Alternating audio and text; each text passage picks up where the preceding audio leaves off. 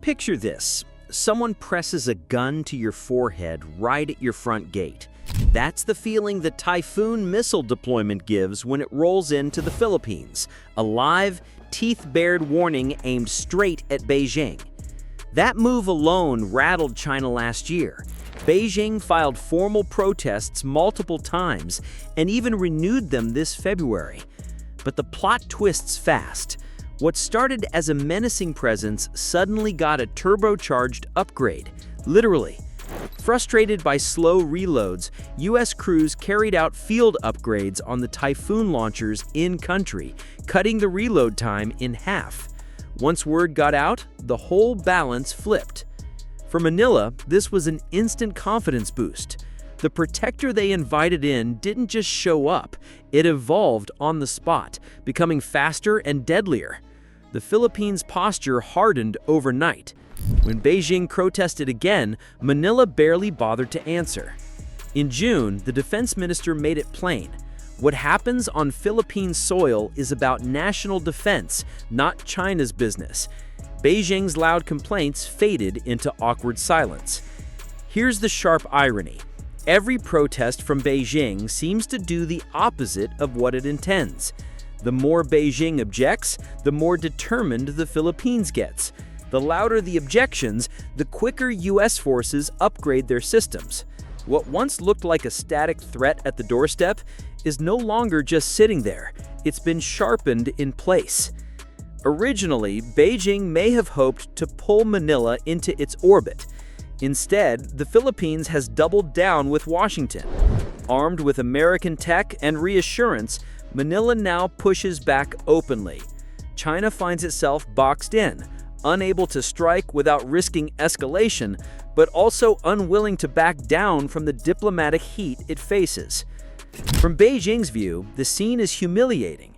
A missile network that can be upgraded on demand has put critical points, the southeastern coast, South China Sea fleets, and strategic islands well within a razor-thin strike window. Overnight, many of Beijing's options look blunt. And the bitterest pill? This squeeze didn't happen by accident. It unfolded step by step, a coordinated squeeze by the US and the Philippines that leaves China with far fewer good moves. Stick around. Next, we'll break down exactly what those tactical upgrades mean for response times, regional deterrence, and what comes next in this high-stakes standoff.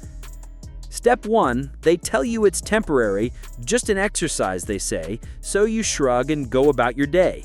Step 2, when the scheduled wrap-up comes, excuses pop up. Withdrawal gets postponed, then delayed again, and suddenly you're left watching it sit there while your frustration builds. Step 3, once people stop noticing it, the temporary tag quietly disappears. Now it's open-ended. Then comes the kicker. Step 4, the host nation, surprised by the system's performance, publicly declares, "We want to buy this."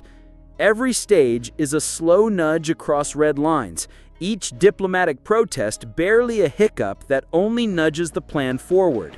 So no, this is not just another weapons deployment sitting in the dirt. Let's talk lethality. First, geography does most of the work. A 2,500-kilometer reach from northern Philippine soil means the most economically vital swath of China. Places like Shanghai, Guangzhou, and Shenzhen fall squarely within range. In theory, even Beijing could be threatened. That turns the economic heartland and political centers into exposed targets. But the clock is merciless. Where intercontinental strikes used to take half an hour, giving time to detect, decide, and counter, the new math is brutal. A tomahawk fired from the Philippines can land in roughly 15 minutes. Early warning windows shrink to almost nothing. By the time systems scream a warning, impact may already have happened. How do you mount an effective defense when the timeline evaporates? Third, strategic choke points get sealed. Positioning these mobile launchers locks down critical passages along the first island chain. One move can dominate the Bashi Channel, the next can menace the Taiwan Strait. Fleets and theater commands that once had room to maneuver suddenly face severe constraints right at their doorstep. But perhaps the most dangerous factor is uncertainty. Beijing cannot predict where the next unit will appear, how many will be sold, or when they'll be moved. That fog of ambiguity rips apart the PLA's carefully scripted response plans. This isn't a static threat, it's a sharpened blade hovering over the CCP's strategic neck. No wonder Beijing protested repeatedly, 7 formal complaints to be exact. So what can China throw at this problem? Let's play weapons inspector and walk through the PR headlines versus battlefield reality. If you only read state outlets, the arsenal looks terrifying. J-16 fighter bombers carrying precision Thunder III munitions, hulking O-55 destroyers armed with Ingji-18 anti-ship missiles, O-93 attack subs capable of launching Changjiang-10 cruise missiles from underwater silence. On land, there are touted counters like the DF-21D carrier killer, the hypersonic DF-17, and long-range Changjiang-10 cruise systems. Impressive on paper, right? But war is not a glossy slide deck. Real combat exposes gaps and limits that neat specs can't hide. And that's what we'll dig into next. Do those headline weapons neutralize a nimble, mobile, and rapidly upgradable threat sitting on friendly soil? Stick around. We're about to flip the PLA's armory inside out and see what's left standing. They've got all the headline hardware, but here's the kicker. Even the fanciest weapons are useless if you can't find the target. Until that core problem is fixed, all those high-cost systems are very expensive sparks with no flame. First, geography breaks the spy game. The Philippines is an archipelago of over 7,000 islands. Any stretch of flat land big enough for a US C-17 to touch down can host a mobile launcher. That makes the deployment a hide-and-seek nightmare. Satellites don't loiter above a single spot. They sweep predictable orbits. By the time a satellite completes its circuit and snaps photos, the mobile launchers can be gone. Strike, pack up, vanish. And what the images show is empty ground and post-strike wreckage. Next, airborne recon isn't the silver bullet either. Fancy platforms like hypersonic reconnaissance vehicles sound impressive on paper, but they come with steep limits. Single-use sorties, linear flight profiles, and huge costs. Slower patrol aircraft are big, noisy targets, and in contested airspace, they risk interception. In short, airborne eyes either can't loiter safely or are too vulnerable to do the job reliably. Then there's the deadly time lag baked into the whole response chain. Even if a satellite or aircraft picks up a threat, the clock starts ticking. Detection, verification, command approvals, tasking, and then missile flight time. That sequence can take hours. Contrast that with a mobile team deploying, assembling, and striking inside a 2-hour window. They're in and out long before a slow, bureaucratic kill chain can react. It's a mismatch of speed and posture, long, layered targeting processes versus a lightning hit-and-run capability. So even China's headline systems, hypersonic missiles, carrier killer rockets, massive destroyers, and stealthy subs face a sensing and timing problem.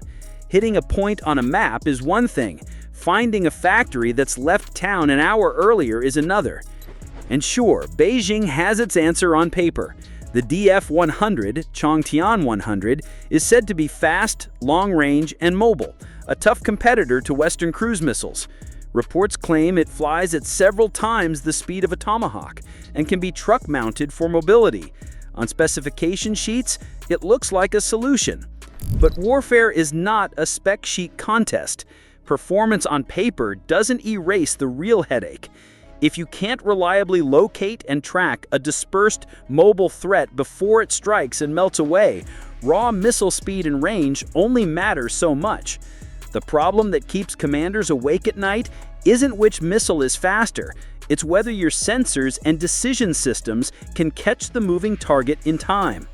Stick around. We'll compare those technical promises with real-world limits and ask whether speed, mobility, or detection wins the next chapter of this standoff.